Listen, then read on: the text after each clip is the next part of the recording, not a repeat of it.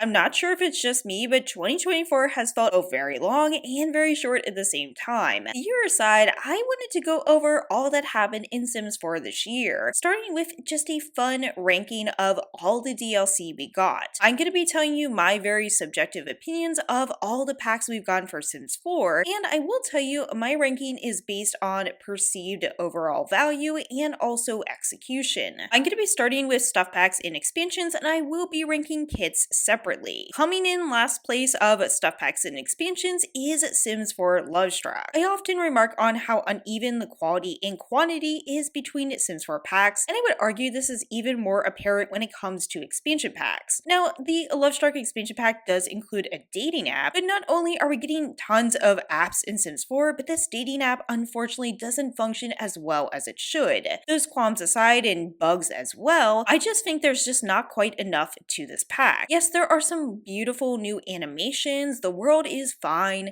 the cast is fine. I think that some people do really enjoy different aspects of this pack, and certainly it was interesting to see a pack even a little less PG for Sims 4. While I do see how this could integrate well with other packs, I would still argue it's not adding enough nuance and dimension, and overall it feels like a missed opportunity. Now, if we time travel back, I would say it would have been better to get a romance expansion pack, and that would have included weddings that were better than My Wedding Disasters, as well as honeymoons, and honestly some more unique content for teen Sims as well. While I don't think that this pack is terrible, I definitely think it at least should have been a game pack, and maybe not even a game pack at this point. Of course, it's easy to make these arguments one way or the other, but I just feel like Lovestruck is really expensive for what you get, and all in all, it's just not a pack that I find very inspiring. Coming in second place is Crystal Creations. I often say that the newer stuff packs, as in after My First Pet stuff, are actually a pretty decent value. Now, I do have some issues with Crystal Creations. I think that there were a lot of bugs, of course, at launch. We could talk about that for a lot of packs, of course. And honestly, I wasn't myself overly stoked about the concept, but I do like several things the team did with this. Number one, it does actually give you more incentive for collectibles. Of course, it also gives you tons of customization. I also like that there's a mystical element to this pack too. I think that a lot of people could get use out of this pack. Again, it could have been more functional, a lot of things could have been done better, and one of the key concerns dragging this pack down is it is linked to some other systems that are problematic in the game. While Crystal Creations is not the strongest stuff pack, I think it is better than it was at launch, and I do think at least it's an interesting pack with a lot of different ways you could integrate it, from rags to riches challenges to other types of storytelling. And of course, to no surprise, that leaves Life and Death as the #1 winner. This expansion pack is actually one of my favorites for Sims 4. Certainly it's not flawless, but it brings a lot of nuance and dimension for the price point. This pack blends realism and supernatural elements in a way that actually reminds me a little of Sims 2, and I do mean that as a compliment. Now, while this is a topic difficult to navigate, I think the team managed to create a pack that is touching, whimsical, and fun all at once. You have a new system to change how you live with the soul's journey, wills to pass down, playable ghosts, and collectibles and mini quests to explore the world. I'm not saying that the world is revolutionary, and again, certainly there are some qualms with this pack, but honestly, I do think this is one of the stronger Sims 4 packs, and certainly one of the stronger ones we've had for quite some time. Overall, this really blows the competition out of the water in the main packs. I don't think there's even a comparable value, in my humble opinion, to Sims 4 Lovestruck. And yes, this is one of those packs, it's just not going to be for everyone, so I can understand other people ranking it lower, but it definitely was the highest point, in my opinion, for Sims 4 pretty much for the entire year. Next up, we have to talk about kits, and honestly with kits, I had a rough time ranking them, as you can imagine. I actually am dividing up the ranking from build buy kits versus cast kits, just because I think it's hard to rank those together. Starting off with the worst kit, and honestly the worst kit overall for this year, which is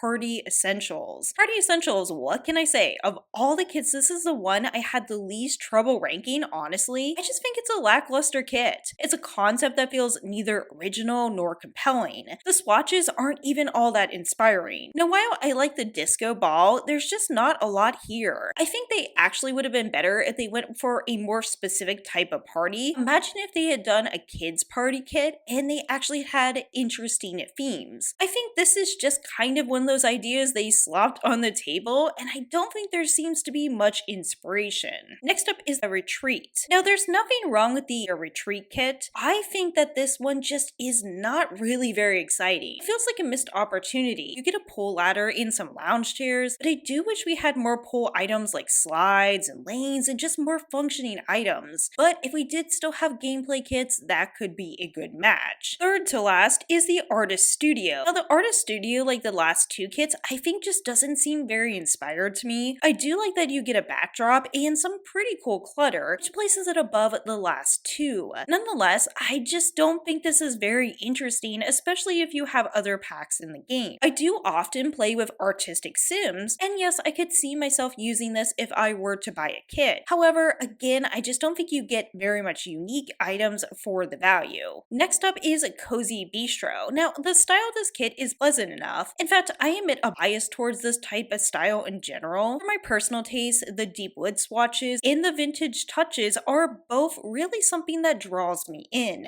However, it doesn't seem to be venturing into new territory, and honestly, if you have other packs, you can easily make a bistro or a cafe without this kit. It just doesn't seem to be a must-have, and while I kind of understand the idea behind it, I think they could have been a lot more creative. Next up is Castle Estate. Now, Castle Estate, of all the kits, this is what I struggled ranking with the most. What I appreciate is that it does feel a little bit more unique and innovative compared to the other kits. I think that in general, I see the appeal here, and yes, I think there are some lovely assets here too, especially the archways and the stained glass windows and the stone details. I also think it goes well with packs. You could make it with cottage living, even Realm of Magic, get together, get famous, but the problem is it is a big theme for a small kit. You can't really make a full castle with it, and I know that's not necessarily the expectation, but maybe that's the problem, that it could not have fit into a kit in general. Do I think it was an interesting concept? Sure, and that's not really an answer I have. The runner-up is the Storybook kit. Now, ever since infants were introduced to the game, I thought they were going to make a nursery kit, and they finally did. I think this makes sense, and if you are a family game player, you could definitely use this. Better yet, this kit draws inspiration from classic fairy tales. There's softer hues and also deeper hues, so there's a pretty good variety in the type of look you're going to get. There's a changing table, a chandelier, and dollhouses too. Again though, I think there was a missed opportunity to add some more unique items. I understand it's a kit and I'm expecting too much, unfortunately, but I just get a little sick of getting dollhouses again and again, which means that the gold winner for this year for the build buy kits is the Cozy Kitsch. Now, this is a crater kit, and I think there are some improvements in overall quality. Crater kits were just recently introduced. They are full collections of in-game assets that have been crafted by a creator, and I think that really stands out. Honestly, I think this is less unique in some ways than some of the other kits, but what I like here is the overall quality, the attention to detail, the range in swatches, and I like the variety of the assets you're getting. You get a faux fireplace, vintage radio, corduroy sofa. It's not necessarily adding something way out of anything we've seen in Sims 4, but do I think it's a pretty decent value, at least for a kit? Yes, I do. Which of course leads us to our final section, which is rating Create-A-Sim kits. Now honestly, Create-A-Sim kits were even harder to rank, and I surprised myself with my ranking. Last place is Goth Galore. I think this kit suffers from being too vague in general. I think it should have been more niche, selecting a specific type of goth, such as